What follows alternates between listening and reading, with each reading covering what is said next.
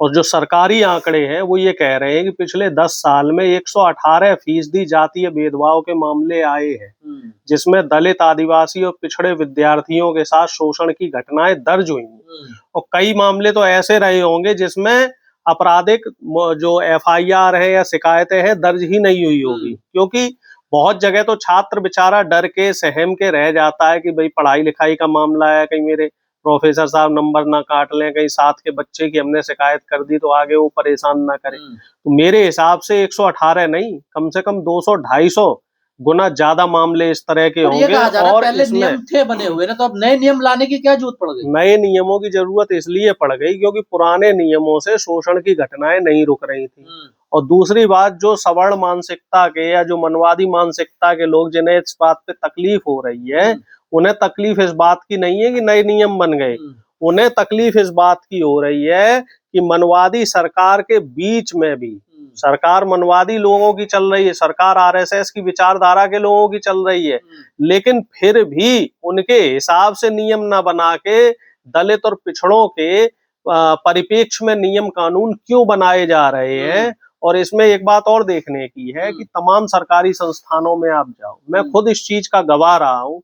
मैं 90 के दशक में जब स्कूल में था, फिर आगे मैंने हायर एजुकेशन में भी पढ़ाई करी है, तो निश्चित तौर पे शिक्षक से लेके जो साथी छात्र हैं, जो सवर्ण छात्र होते थे, वो कहीं ना कहीं 100 में से 90 लोग ऐसे हैं जो शोषण करते हैं, जो भेदभाव करते हैं। बिल्कुल, जो भेदभाव करते हैं और जिनकी मानसिकता उसी तरह की है। क्योंकि मैं खुद उस शोषण का शिकार हुआ हूँ, मेरे साथ खुद उस तरह का भेदभाव हुआ है, चाहे लिखित परीक्षा में मान लो, या फिर आप जो प्रयोगात्मक परीक्षाएं होती हैं उसमें मान लो, और इंटरव्यूज के दौरान भी इस तरह के बहुत सारे मामले आए हैं जहां पे इंटरव्यू लेने वाला व्यक्ति साफ तौर पे जाति पूछता हुआ पाया गया कि भाई कौन जात हो।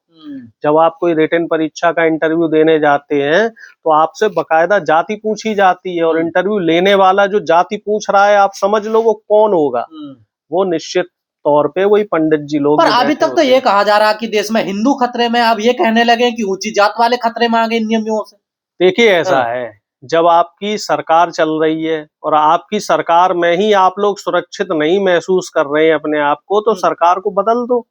अगर आपको लगता है कि बीजेपी की सरकार गलत नियम ला रही है, गलत कानून ला रही है, तो उसे बदल दो। हम तो ये मानते हैं कि जो ये नियम कानून लाए गए हैं, जो UGC ने नया बिल लाया है, जो एक्ट पारित किया है, उससे दलित और शोषित पिछड़े बच्चों को कहीं ना कहीं फायदा मिलने की उम्मीद है। जो अभी तक उनके साथ भेदभाव हो रहा था, उनका शोषण हो रहा था, उनके साथ अत्याचार हो रहा था, तो उस अत्याचार में कहीं ना कहीं रोकथाम लगेगी।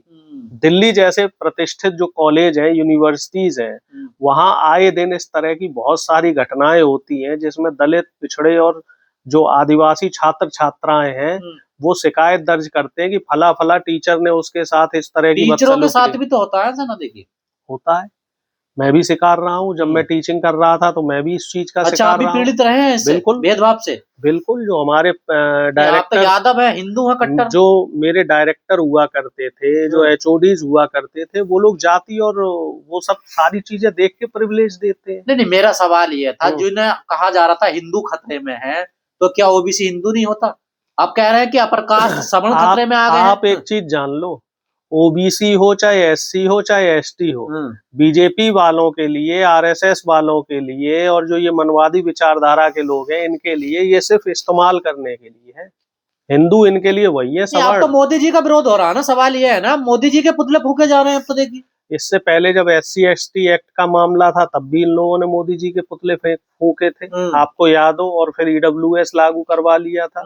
अब ये जो मोदी जी के पुतले फूंक रहे हैं, तो उसके पीछे आप इनकी चाल समझ लीजिए। ये लोग बंद कमरे से कुछ और करवाना चाह रहे हैं। कहीं हो सकता है हायर एजुकेशन में जो सवर्ण लोग हैं उनको और कहीं प्रिविलेज दिलवाने की बात करवाना चाहते हो। ये इनके पैतरे रहते हैं। और मोदी जी का तो अच्छा काम है ना, देखिए दलित पिछड़ों के लिए अच्छा कानून नहीं, इसमें मोदी जी को श्रेय क्यों दे रहे हैं? और किसको श्रेय? तो पूरी जो कमेटी है, सभी लोगों ने मिलकर निर्णय लिया है, जो एजुकेशन कमेटी बन रही है, और इस पे काफी समय से काम चल रहा है। कोई ये अभी से थोड़ा ही है, ये तो सुप्रीम कोर्ट का दबाव रहा, जो सुप्रीम कोर्ट बार बार कह रहा था। मनमोहन सिंह सरकार के टाइम से इस मामले पे बात चल रही है। इसको तो मोदी सरकार पिछले 11 साल से ठंडे बस्ते में डाले हुए थे। अब वो तो ये मानो कि कई लोगों ने हाई कोर्ट और सुप्रीम कोर्ट में इसमें याचिका दी, और सुप्रीम कोर्ट ने जब इसका संज्ञान लिया तब जाके रोहित वेमुला वाले रोहित मामले में। वेमुला का मामला देख लीजिए। अगर ये एक्ट पहले आ गया होता तो रोहित वेमुला जैसे कितने छात्र हैं जिनको अपनी जान ना गंवानी पड़ती। आप बताओ, सवर्ण छात्रों के केस में, मैं देखिए किसी जाति विशेष की बात नहीं करना चाहता हूँ, लेकिन हमें उदाहरण के साथ बता दिए जाए कि भेदभाव और शोषण के केस में कितने सवर्ण छात्रों को जान से हाथ धोना पड़ा, कितने हैं। और मैं कितने ही आपको सैकड़ों नहीं हजारों की संख्या में दलित, पिछड़े और आदिवासी छात्रों के नाम गिना सकता हूँ जो शिक्षा के दौरान, हायर एजुकेशन के दौरान जिन्हें अपनी जान से हाथ गंवाना पड़ा या फिर जिन्हें पढ़ाई छोड़नी पड़ी। तो सवर्णों के तन बदन में क्यों आग लग रही है इसको लेकर? आग इसलिए लग रही है क्योंकि अब ये लोग शिक्षा में जो भेदभाव कर रहे थे वो भेदभाव नहीं कर पाएंगे। और धन्य हो सुप्रीम कोर्ट का, धन्य हो न्यायालय का, जिसकी वजह से ये नियम लागू हो पाया।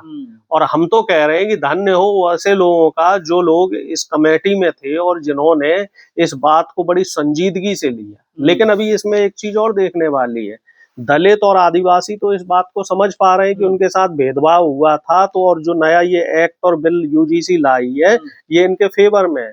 लेकिन जो पिछड़ी जाति के लोग हैं वो अभी इसे नहीं समझ पा रहे हैं। तो यही तो सारा सवाल तो यही है ना। देखिए, उनके बीच में अभी भी उदासीनता है। अपर कास्ट का यही तो कहना है कि इसमें ओबीसी क्यों ऐड कर दिया? एससी एसटी सेल तो पहले से बना हुआ था, ऑलरेडी 2012 का नियम बना हुआ है, तो इसमें ओबीसी क्यों शामिल कर दिया इन्होंने? ओबीसी के ऊपर भी अत्याचार हो रहे हैं। मैं भी तो पिछड़ी जाति से आता हूँ और मेरी कोई अब की बात थोड़ी, मैं तो 90 के दशक में सवर्णों का तो यही कहना है कि ओबीसी को बाहर निकालो इससे। कई मामले ऐसे हुए 90 के दशक में, कई बार तो मैं शोषण का शिकार हुआ हूँ, कई बार तो मेरे साथ ऐसा भेदभाव आपके साथ भी हुआ है? कई बार हुआ है मेरे साथ भेदभाव, और कई बार मुझे अपमान के घूंट पीने पड़े। मतलब यादवों के साथ भी ये होता है ये काम? अरे भाई साहब, यादवों के साथ तो पहले भी हो रहा था, अब भी हो रहा है।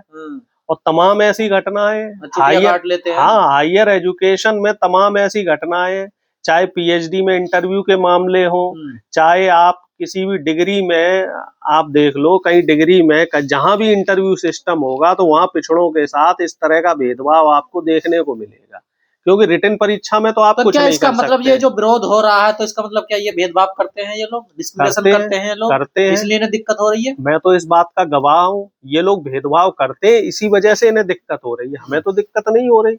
हम तो चाहते हैं कि अगर किसी सवर्ण के साथ भी इस तरह की जाति और भेदभाव होता है तो उसके लिए भी कानून बनाओ। लेकिन जो लोग भेदभाव करने वाले हैं, जो लोग इस तरह के अत्याचार में शामिल रहे हैं, तो उन्हीं को तो पीड़ा हो रही है, क्योंकि अब वो लोग अत्याचार नहीं कर पाएंगे। और सुप्रीम कोर्ट ने जो ये एक्ट लाया है, जो ये बिल लाया है, इसका विरोध पिछले 3 दिन से आप देखो ये लोग कर रहे हैं। यूजीसी लाया, सुप्रीम कोर्ट ने तो कहा है कहा है ना, तभी तो यूजीसी लाई है। लेकिन अब इसमें ये देखो कि यूजीसी का ही विरोध करने लगे ये लोग कह रहे हैं कि यूजीसी के हम अगेंस्ट हैं। ये लोग ये कह रहे हैं कि यूजीसी को ये बिल वापस करना पड़ेगा।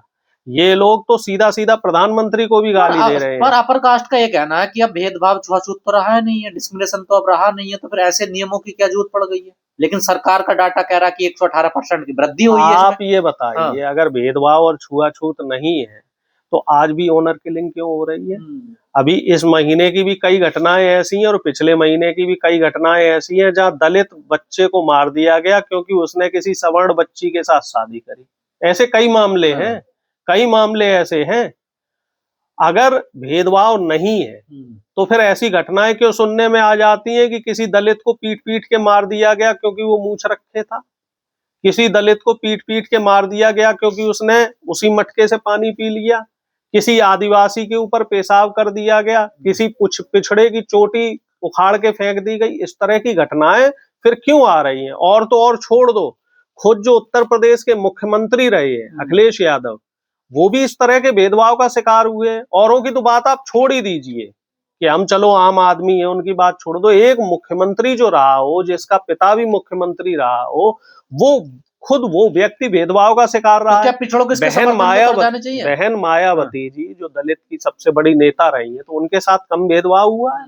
उनके लिए कैसे शब्दों का इस्तेमाल बीजेपी के नेता करते रहे हैं, किस तरह की शब्दावली का इस्तेमाल होता रहा है? तो आप ये बताइए कि जब बड़े बड़े नेता और नामी गिरामी हस्तियां जो खुद शोषण के और भेदभाव के शिकार रहे हैं, तो शैक्षिक संस्थानों में जो आम व्यक्ति है उसके साथ कितना किस कदर भेदभाव होता होगा। पर सवर्णों का प्रकाश का ये कहना, अगर हमारे पूर्वजों ने कोई गलतियां करी है, कोई भेदभाव या जातिवाद उन्होंने किया, तो फिर हमें क्यों सजा दी जा रही है? हम तो नहीं कर रहे ना इस काम जो को। ये 118% का जो डाटा आया है, ये 50 साल पुराना डाटा है। तो पिछले 5 साल पुराना डाटा, 5 साल का डाटा है। तो ये 5 साल में ही पूर्वज पढ़ रहे थे और 5 साल में ही आप पढ़ने लगे। ये जो सवर्ण मानसिकता के लोग हैं और ये जो मनवादी लोग हैं, ये लोग बेवकूफ बनाने में बहुत माहिर हैं।